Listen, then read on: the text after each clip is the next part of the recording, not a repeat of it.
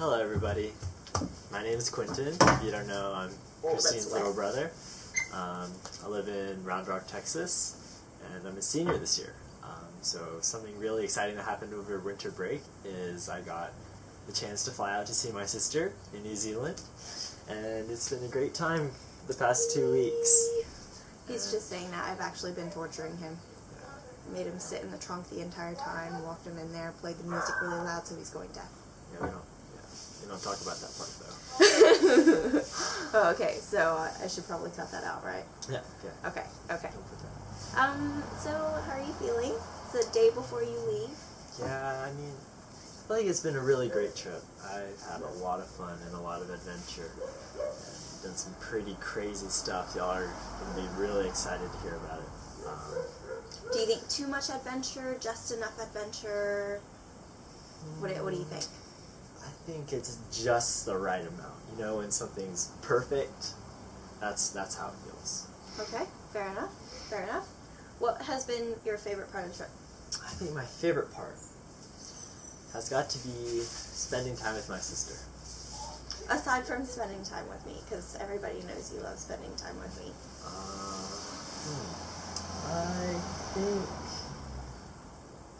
I think the glider flights that we did were pretty awesome. We got to do acrobatics and aerobatics and fly around for a while. It was pretty awesome. Yeah.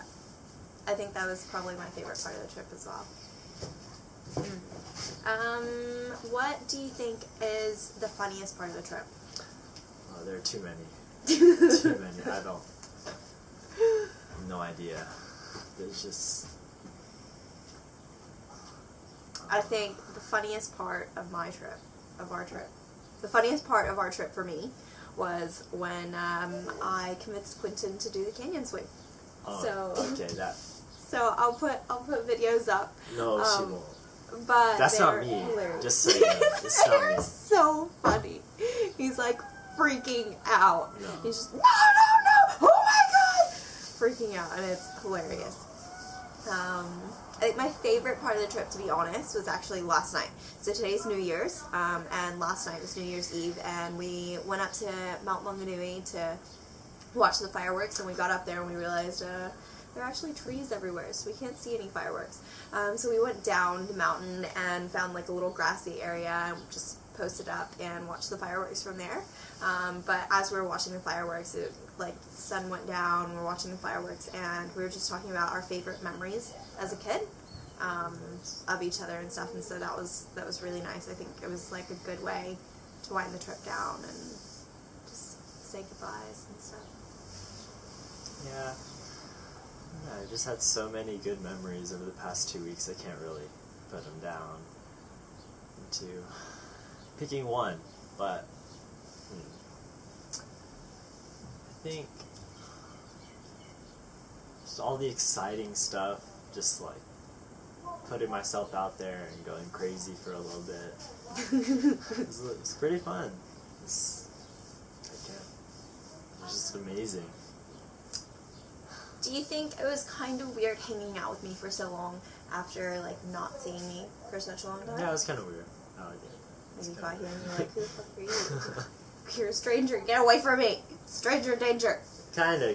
Well, not, I mean, you got past it pretty quickly. It was just like a little you're still my sister, right? So I had to check to make sure she hadn't been abducted or something. But, yeah, got past it pretty quickly. Tried to have some really enjoyable moments and had a lot of fun. Would you like to tell them about the Tongariro crossing? Don't believe anything she says. No, I'm letting you tell the story. Don't. Tell the story. Okay, so it's like 3 days after I get to New Zealand, we're scheduled to do the Tongariro crossing. So. But whose idea was it? I believe it was a collective idea between the both of us to agree to go hiking on this, 8-hour hike. But yeah. So get there, I try to try to do some Chaco hiking. If y'all know what I'm talking about. The Chaco game is strong. This one, but so the dude wasn't the guide dude wasn't too happy with it, and he's like, you need to wear these boots, and I didn't have socks, so maybe put some boots on. It was like raining and freezing and freaking sleeting and thundering and misting and like earthquaking outside, right?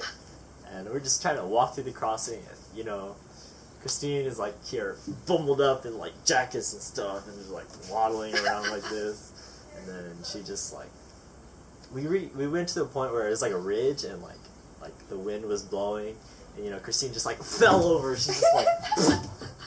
And I was like, oh my gosh, are you okay? Are you okay? And she's like, no, Quinton, I need to turn back, please. That's I can't do what this. happened. And then, I was just like, I want to power through, but my sister, I can't leave her behind. So full of shit. So we turned around, had to take the L. What actually happened was he was like, oh, it's so cold, and I don't have any socks on, and these hiking boots are giving me blisters. I'm gonna die. We need to turn around now. And I was like, which one sounds more likely? I think Christine falling over. She's just so short, like the wind. Yeah, I'm just so short, so that means that my center of gravity is low, so the wind is more likely to blow you over. Yeah, but you forgot the earthquake. Science. The earthquake at the same time was like earthquakes going on.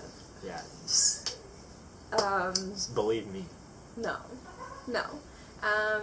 What else should we share? We're at our Airbnb today. Quinton flies out tomorrow from Auckland, so just packing up the rest of our stuff today. And that's it. I'm going to talk about my sandfly bites. Oh, do you want to show them? Hell no. Well, I just got, we're like camping West Coast, South Island a lot, and, that's where sandflies live. Don't. Do you want to tell your American friends? Do you want to tell your American friends what sandflies are? No, they're worse versions of mosquitoes. Okay. They're the devil. Like. they don't. Okay, so mosquitoes have like this needle, right? And I'm pretty sure sandflies just like take a chunk out of your skin and just like. That's what happens. What the freak? It's pretty bad. Just be careful. Get some repellent if you come here. Do you have any tips for anyone else that's traveling to New Zealand? Anything you've learned here in New Zealand? Take it slow. I would stop at every single place, because it's just, there's so many places and they're so different from one another. You have to stop to fully take in like the beauty of New Zealand. And if you don't, you're just driving past it and you'll miss everything. You blink and everything's gone. But you said everything's beautiful. Yeah, so well, you miss this, like, the most beautiful part, but then you see the next most beautiful part when you open your eyes again. So you're missing a beautiful part of New Zealand, because every part's beautiful. What do you think is the most beautiful part of New Zealand? Me. You're not gonna be in New Zealand anymore. Okay. Oh, after I leave? Yeah. That's hard. I think this place called Devil's Staircase. Where is that? I have no idea. It's right outside of Queenstown. Yeah, it's called Devil's Staircase, and what does it look like? Describe the scenery. Paint a picture. Just beautiful. Like you're standing on a piece of land, but it's like a cliff, so it goes down, and it's just a lake right here, and then there's mountains, and there's like little houses and stuff, and then so there's a mountain range on your left side and a mountain range in front of you, and they kind of meet right here, and that's where the sun sets. So the sun rays come onto this mountain range, but they're not on this mountain range, and then it's just like the rays of how they hit the mountains, like it comes in streaks, and when it's setting, it's like different colors, like orange and yellow and red and green and blue and purple, And just can't describe it. You have to see it for yourself. Mean. Awesome. Any last words, Quinton? Awesome. Chips and fish, bro. No. Fish and chips, bro. I'm New Zealand. #1. Peace out.